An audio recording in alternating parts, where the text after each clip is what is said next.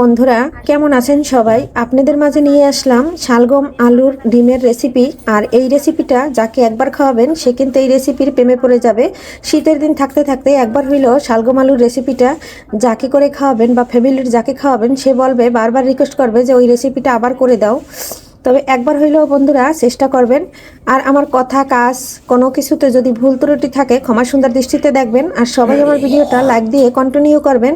আপনাদের একটা লাইকের কারণে আমি যেতে পারবো নতুন নতুন বন্ধুদের কাছে, এই প্রত্যাশা রাখছি আপনাদের কাছে। আর বন্ধুরা আমার ভিডিওটি আপনারা ফুল ওয়াচ দেখবেন, তার কারণ আমি কিন্তু ছোট ছোট ভিডিও দেই, স্কিপ করবেন না। আমি কিন্তু সবার ভিডিও ফুল ওয়াচ করে দেই আর সম্পূর্ণ ভিডিও দেখে নেই। আর সবাই এভাবেই আমার পাশে থাকবেন। আর যদি আপনার পুরো ভিডিওটা দেখে ভালো লেগে যায় আত্মীয় স্বজনের সাথে শেয়ার দিয়ে দিবেন। প্রিয় বন্ধুরা, আপনাদের মাঝে নিয়ে আসলাম নতুন একটা রেসিপি, শালগম আলু ডিমের রেসিপি হবে। আর এই শীতের সিজনে এই শালগমটা পাওয়া যায় আর খেতে কিন্তু দুর্দান্ত হয়। নমস্কার বন্ধুরা, আমি পাপড়ি কিচেন আর ব্লগ থেকে চলে আসলাম আপনাদের মাঝে নতুন একটা রেসিপি নিয়ে। এই রেসিপিটা হচ্ছে ডিম দিয়ে শালগম দিয়ে আলু দিয়ে হবে রান্না। আর কিভাবে রান্না করি আমার সাথে থাকুন। কেউ কখনো খেয়েছেন কি না জানি না, আমরা যারা বরিশালের মানুষ আমরা কিন্তু শালগম আলু ডিম দিয়ে অনেক রেসিপি করে খাই এবং শালগম দিয়ে আমরা অনেক কিছু রান্না করে খাই। আর কে কে খেয়েছেন আমার মতন অবশ্যই কমেন্ট করে কমেন্ট বক্সে জানাবেন। কাছে এবং দূরে দেশ ও দেশের বাহির থেকে যারা আমার ভিডিওটি দেখছেন এবং সুন্দর সুন্দর কমেন্ট করছেন সবাইকে জানাই অফুরন্ত ভালোবাসা, মন থেকে অনেক অনেক দোয়া এবং আশীর্বাদ শুভকামনা।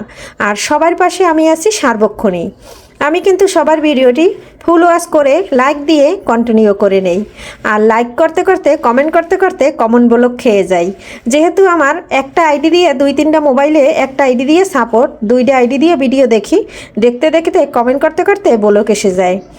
আর বন্ধুরা কি আর করার, কিছু করার নাই। তারপরেও অনেক দেখা যায় অনেক ভিডিওতে 2-3বার কমেন্ট করি তাও আসে না। এই যে দেখুন শালগম আলুটা কেটে নিয়েছি, এখন ধুয়ে নিয়ে ডিম দিয়ে সিদ্ধ বসিয়ে দেব। এই যে দেখুন বন্ধুরা, ধুয়ে চুলাটা ধরিয়ে দিয়েছি। আর এখন আমি এর উপর থেকে এই যে ডিমগুলো দিয়ে দিচ্ছি। সবগুলো ডিম আলু আর কফি একদম বসিয়ে দিয়েছি সিদ্ধ হতে থাক। সিদ্ধ করার পরে আসতেছি রেসিপি করার জন্য। বন্ধুরা ডিমটা সিদ্ধ করে খুব সুন্দর করে ছুলে নিয়েছি। একটা ডিম একটু টাটকা ছিল, মানে ওটার খোসা উঠে গেছে, আর গুলান ঠিক আছে। আর এই যে আলুটা সিদ্ধ করে নিয়েছি, শালগমটাও সিদ্ধ করে আলাদা করে নিয়েছি। এখন আমি প্রথমে ডিমগুলো ভেজে নেব। কড়াইতে তেল দিয়ে দিয়েছি, দিয়ে দিলাম ডিম। এই যে দেখুন ডিমগুলো খুব সুন্দর করে হলুদ আর লবণ দিয়ে ভেজে নিচ্ছি। আর এখানে কিন্তু দেখাইছিলাম 6টা ডিম সিদ্ধ দিয়েছি, তারপরে কিন্তু 9টা হয়ে গেছে, 3টে সিদ্ধ ডিম ছিল সেটা কিন্তু দিয়ে দিয়েছি। বন্ধুরা না আবার নেড়ে ছেড়ে দিচ্ছি, তবে যে ভাজা হয়ে গেছে। সে কিন্তু এর থেকে বেশি ডিম ভাজি না, তাহলে সব খেয়ে যায়, খেতে ভালো লাগে না। আর যেহেতু পোলট্রির ডিম, এখন তুলে নেব। ডিমগুলো তুলে নিয়েছি, এখন আলুগুলো ভেজে নেব। ডিমগুলো তুলে নিয়েছি, এখন আলুগুলো দিয়ে দিয়েছি, এটাও একটু ভেজে নেব। বন্ধুরা আলুটা কিন্তু ভাজা হয়ে গেছে, এখন আমি তুলে নিচ্ছি। খুব সুন্দর করে লাল করে ভেজে নিয়েছি, আলুটা তুলে নিয়েছি। এখন এই যে শালগমটাও দিয়ে ভেজে নেব। এখানে নিয়েছি পেঁয়াজ বাটা, রসুন বাটা, কাঁচামরিচ বাটা, সব কিছু নিয়ে নিয়েছি। এখন এখানে গুঁড়া মশলাটা দিয়ে দেব। গুঁড়া মশলাটা দিয়ে দিচ্ছি হলুদ, দিয়ে দিচ্ছি ধনিয়া জিরা, দিয়ে দিচ্ছি ঝালের জন্য মরিচ। সব উপকরণ কিন্তু দিয়ে দিচ্ছি। আর লাস্টে তো ধনে পাতা থাকছে। আর একটু আস্তা মশলা দিয়ে দেব, দারচিনি, এলাচ আর হলো 2টা লং। তাহলে খেতে একদম মাংসর স্বাদকেও হার মানাবে। এই যে মশলাটা কিন্তু তৈরি করে নিলাম। এভাবে গুঁড়া মশলা তৈরি করে নিলে একদম বাটা মশলার মতো স্বাদ আসে। বন্ধুরা শালগমটা কিন্তু ভাজা হয়ে গেছে, এখন তুলে নিচ্ছি। তুলে নিয়ে এই তেলের ভিতরেই কিন্তু আমি মশলাটা কষিয়ে নেব। এরপরে আর কিন্তু তেল এখানে দেবো না। কপিটা উঠিয়ে নিয়েছি, এখন এই তেলের ভিতরে দিয়ে দিচ্ছি এই যে 1 টুকরো দারচিনি বড় সাইজের, দিয়ে দিচ্ছি গোটা জিরা, দিয়ে দিচ্ছি 2টো তেজপাতা। মশলাটা পুড়ে যাবে, এখন কিন্তু আমি দিয়ে দিচ্ছি মশলাটা। বন্ধুরা 2টা এলাচ এই যে থেতো করে দিয়ে দিচ্ছি। এখন মশলাটা খুব সুন্দর করে কষিয়ে নেব। দিয়েছি 2 পিস লং, বন্ধুরা, মশলাটা কিন্তু অনেক সময় ধরে কষিয়ে নিয়েছি আর এদিকে কিন্তু তেলটা ছেড়ে দিয়েছে। এখন আমি শালগমটা দিয়ে কষিয়ে নেব। শালগমে তো একটু জাল বেশি লাগে বন্ধুরা, তাই শালগমটা মশলার সাথে আরও 5 মিনিট কষিয়ে নেব। তারপরে কিন্তু আমি আলু দেব। বন্ধুরা, অফ ক্যামেরায় কিন্তু শালগমটা দিয়ে দিয়েছি আর এখন খুব সুন্দর করে কষিয়ে নিচ্ছি। যত ভালো করে কষানো হবে তত কিন্তু স্বাদটা বেশি আসবে। বন্ধুরা, এই যে দেখুন 5 মিনিট পরে চলে আসলাম আর এটা কিন্তু কষিয়ে নিলাম আরো 5 মিনিট। এখন এর ভিতরে এখন আমি একটু দেখিয়ে দিচ্ছি, এই যে শালগমটা কিন্তু একদম সিদ্ধ হয়ে গেছে। এখন আমি ঝোলের জলটা দিয়ে দেবো, তারপরে ডিম আলু দিয়ে দেবো। আলু দিয়ে কষালে আলু যেহেতু সিদ্ধ করে নিয়েছি আবার ভেজে নিয়েছি, একদম ভেঙে যাবে। তাই এখন লবণটা দিয়ে গরম জলটা দিয়ে দেব। লবণ আমি সিদ্ধ করার সময় দিয়েছি, তার জন্য পরিমাণ বুঝে দিতে হবে। বন্ধুরা, এখন এই যে গরম জলটা দিয়ে দিচ্ছি। এখন আমি একটু নেড়ে ছেড়ে দিচ্ছি।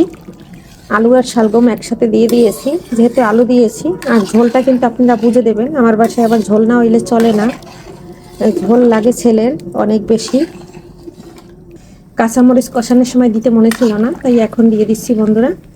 এতেও কিন্তু খুব সুন্দর একটা ফ্লেভার আসবে। আর এই যে দেখুন, আমি মানুষের ভিডিও কিভাবে দেখি, সব বন্ধুদের ভিডিওগুলো আমি এভাবে দেখে নেই। রান্না করতে উঠি 4টা বাজে, 4টা থেকে একদম সকাল 7টা পর্যন্ত টানা দেখি। আবার রাত্রে দেখি। এই যে ডিমগুলো মাঝখান থেকে একটু ফেরে নিলাম। প্রতিটা ডিম এভাবে ফেরে নিলে কুসুমের ভিতরে মশলাটা খুব সুন্দর করে ঢুকবে আর খেতে দারুণ লাগবে। কারণ কুসুম রান্নায় আইল্লা আইল্লা লাগে, মানে মজা লাগে না, যেহেতু পোলট্রির ডিম। আর দেশি ডিমের কুসুম তেমনি এই মজা লাগে। তারপর আমি মাঝখান থেকে এরকম ফেরে দিচ্ছি। সব ডিমগুলো এভাবে একইভাবে খুন্তি দিয়ে খুব সুন্দর করে এই যে ফেরে নিচ্ছি। এখন আমি এই যে নেড়ে ছেড়ে দিচ্ছি। এখন আমি দিয়ে দেবো ডিমগুলো। বন্ধুরা, অফ ক্যামেরায় ডিমগুলো দিয়ে এই যে নেড়ে ছেড়ে দিচ্ছি। যেহেতু আমি ক্যামেরাটা হাতে ধরে ভিডিও করি, রান্নাঘরটা একদম ছোট, এর জন্য কিন্তু আমি সব কিছু দেখাতে পারি না। সরি বন্ধুরা, আর কথায় কোনো ভুল ত্রুটি থাকলে ক্ষমা সুন্দর দৃষ্টিতে দেখবেন। আর সবার কাছে আমি কিন্তু ক্ষমা চেয়ে নিচ্ছি সাউন্ড আসার জন্য, কথা ভুলের জন্য, এবং সব কিছু দেখাতে পারছি না সেটার জন্য। বন্ধুরা, এখন একটু নেড়ে চেড়ে ঝোলের ফিটনেসটা দেখিয়ে দিচ্ছি। তো একটা আলু ভেঙে দিয়েছি আর ঝোলটা কিন্তু অনেকটা গাঢ় হয়ে গেছে।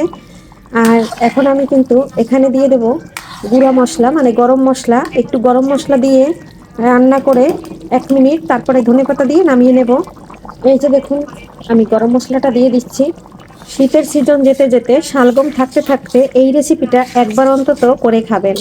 একবার যাকে খাওয়াবেন সে কিন্তু এই রেসিপির প্রেমে পড়ে যাবেন। আর এই রেসিপিটা কিন্তু আঙ্গুল চেটে পুটে খেয়ে নেবেন, মাংসকে হার মানাবে। বন্ধুরা, এই যে ধনেপাতা দিয়ে দিচ্ছি আর এখন কিন্তু আমি নামিয়ে নেব। আমার রান্নাটা কিন্তু হয়ে গেছে, ঝোলটা কিন্তু একদম গাঢ় হয়ে গেছে। বন্ধুরা, এই যে দেখুন ফাইনালি কিন্তু নামিয়ে নিয়েছি আর কত সুন্দর একদম মাখো মাখো হয়েছে। আর ওই অল্প তেল দিয়েই কিন্তু আমি সব কিছু ভেজে একসাথে খুব সুন্দর করে রান্না করে নিয়েছি। আর এভাবে হইলেও একবার রেসিপিটা তৈরি করুন বন্ধুরা। সবাইকে আগামী ভিডিও দেখার আমন্ত্রণ জানিয়ে বিদায় নিচ্ছি। বাই।